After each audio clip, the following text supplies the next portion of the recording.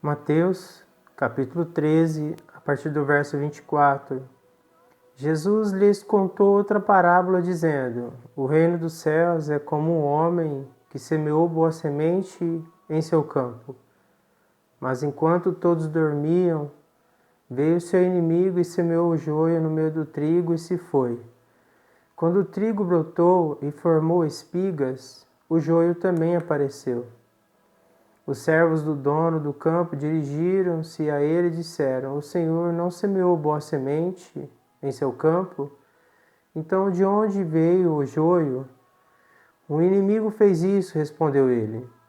Os servos lhe perguntaram: O Senhor quer que o tiremos? Ele respondeu: Não, porque ao tirar o joio, vocês poderão arrancar com ele o trigo. Deixem que cresçam juntos até a colheita. Então direi aos encarregados da colheita: juntem primeiro o joio e amarrem-no em feixes para ser queimado. Depois juntem o trigo e guardem no meio do celeiro. Quero falar hoje sobre o joio, não é? Nessa parábola, o joio que vem sendo usado desde sempre para denegrir, difamar a imagem da igreja, para que as pessoas que não têm discernimento espiritual não entrem em uma igreja, não aceitem a Jesus, não recebam o poder de se tornar filho de Deus. Essa parábola, Jesus está contando outras parábolas e Jesus chega à parábola do trigo e do joio. E essa é uma parábola muito boa, porque a própria Bíblia traz a explicação do próprio Jesus sobre essa parábola. Jesus lhes contou uma parábola dizendo: O reino dos céus é como um homem que semeou boa semente em seu campo. Então ele explica, não é? No verso 37 de Mateus 13, que aquele que semeou a boa semente é o Filho do homem. Jesus semeou a boa semente, não é? Então, o campo é o mundo. O campo é o mundo. Então, um homem que semeou boa semente em seu campo, não é? Esse homem é o Filho do homem, é Jesus que semeou a boa semente no mundo. No verso 38, o campo é o mundo e a boa semente são os filhos do reino. O joio são os filhos do maligno. Verso 25, mas enquanto todos dormiam, veio seu inimigo e semeou o joio no meio do trigo, e se foi. Então, a boa semente, não é? São os filhos de Deus e o joio são os filhos do maligno.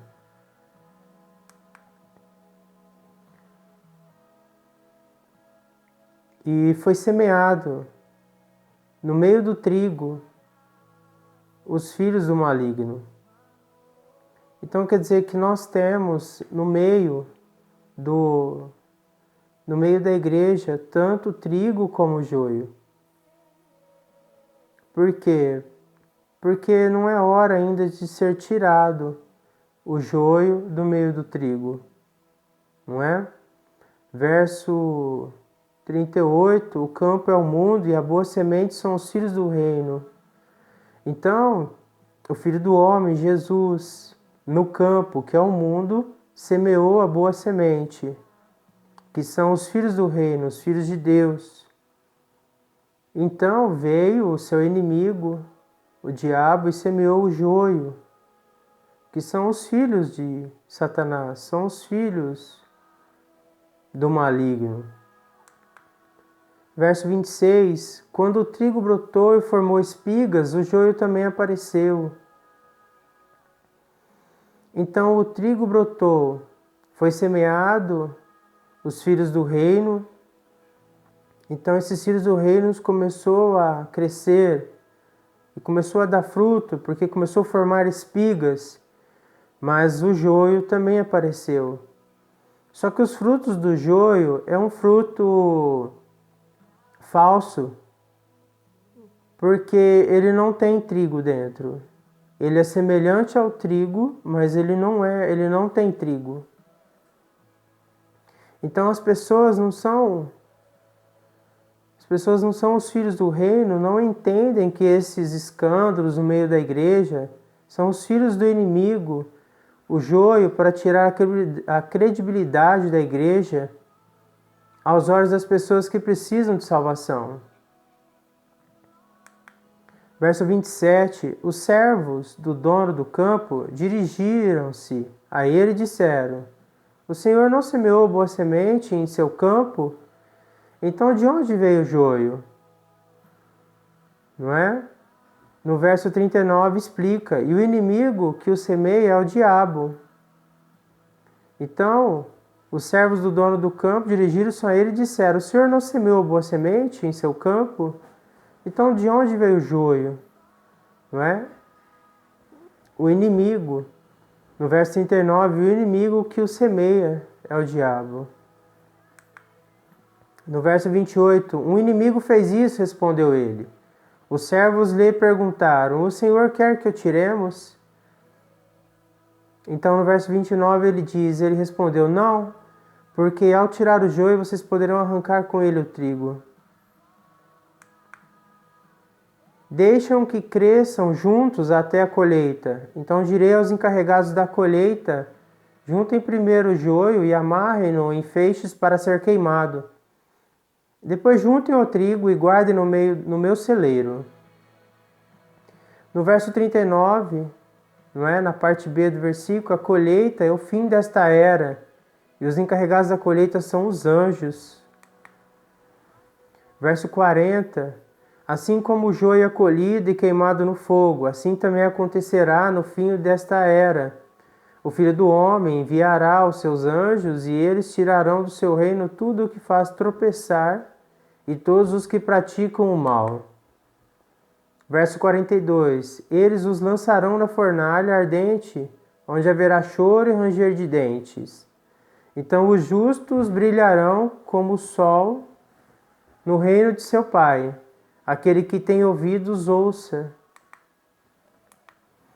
Então, essa parábola, estou trazendo essa parábola hoje para você que esteve na igreja ou que está na igreja e não entende por que existem pessoas no meio da igreja que elas não refletem o Evangelho, elas não refletem a pessoa de Jesus Cristo. Essas pessoas estão no meio da igreja, elas muitas vezes são usadas, não é, pelo inimigo para tirar a sua paz, tirar a sua comunhão com Deus, tirar o foco. Então é uma parábola muito boa para que você entenda que você precisa olhar para Jesus, porque é Ele quem vai dar o reflexo, a imagem do trigo. A imagem do trigo nessa parábola são as pessoas que são filhos do reino, são as pessoas que são filhos de Deus. Nós cremos que Deus tem capacidade de converter o joio, essas pessoas que o maligno semeia no meio da igreja para atrapalhar o andamento da obra, para defamar, não é? Defamar a igreja, e isso tirar a credibilidade da igreja. E isso tem afastado muitas pessoas da igreja. O joio, ele está em toda parte na igreja. Eu não creio que ele esteja só no banco. Se você pegar todas as igrejas abertas no país e no mundo, acredito que o joio vai estar entre pastores, vai estar entre presbíteros, diáconos, no meio do banco. Porque Satanás ele semeia para que haja a vergonha, para que haja situações vergonhosas, para que você olhe e fale assim, por que que eu vou para a igreja? Olha o que que o cristão está fazendo, olha o que o crente está fazendo. Mas é importante você refletir nessa parábola, não é? Porque ela explica que Jesus mesmo falou que deixe que o joio cresça junto com o trigo. Porque se você tirar o trigo, poderá arrancar, se você tirar o joio, perdão, poderá arrancar o trigo. Porque às vezes a pessoa é joio, mas ela tem um poder de influência sobre as outras tão grande, e essas pessoas não têm um discernimento espiritual ainda que consiga ver que aquela pessoa ela se esconde na igreja. E esse poder que ela tem de influenciar, se você tirar essa pessoa que é um joio, uma pessoa que tem prazer na iniquidade, prazer na maldade, prazer no pecado, mas usa a igreja para se esconder, ela com certeza vai levar outras pessoas que é trigo, são filhos de Deus, são filhos do reino, que não têm prazer na maldade. Eu não sei se você foi injustiçado dentro da igreja, eu não sei se você se afastou da igreja por algo que alguém te falou, por algo que alguém te fez. Mas eu te digo que volte e entenda que essa pessoa, ela acabou sendo usada. Ela acabou dando espaço, acabou permitindo que sua boca fosse usada para que te tirasse da presença de Deus. E que você vai ter que voltar para a igreja e aprender a conviver com esse tipo de pessoa, porque esse tipo de pessoa sempre vai existir na igreja, sempre vai existir dentro da igreja, ele sempre existirá. Porque o campo é o mundo, a boa semente são os filhos do reino, e o joio são os filhos do maligno. Esse é o palco armado até Jesus voltar. Nós teremos que aprender a conviver com isso, buscar a presença do Espírito Santo, poder ter discernimento e conseguir ter paciência com essas pessoas que é filha do maligno, que estão sendo usadas, e orar por elas, e quem sabe Deus os converte os seus corações, não é? E passa a fazer o bem e não atrapalhar o andamento da igreja e não difamar a igreja. Então hoje eu trouxe essa palavra para você para isso. Se você está olhando para essas pessoas que fazem o mal, estão dentro da igreja, que falam mal, que está tirando as pessoas da igreja, não olhe para ela, olhe para as pessoas boas, porque pessoas ruins sempre existirão. Pessoas que fazem o mal sempre existirão. Pessoas que têm prazer na maldade sempre existirão. E isso tanto dentro da igreja, tanto qualquer denominação vai ter, porque isso é bíblico. Amém? Eu oro a Deus que em Cristo Jesus possa abrir o teu entendimento com essa palavra, que você venha refletir nesse texto bíblico, pega a tua Bíblia, pegue esses endereços na Bíblia, em Mateus 13, e leia, reflita, e o Espírito Santo de Deus te dê o entendimento particular para você. Amém? Que Deus em Cristo Jesus te abençoe, fica com Deus, até mais.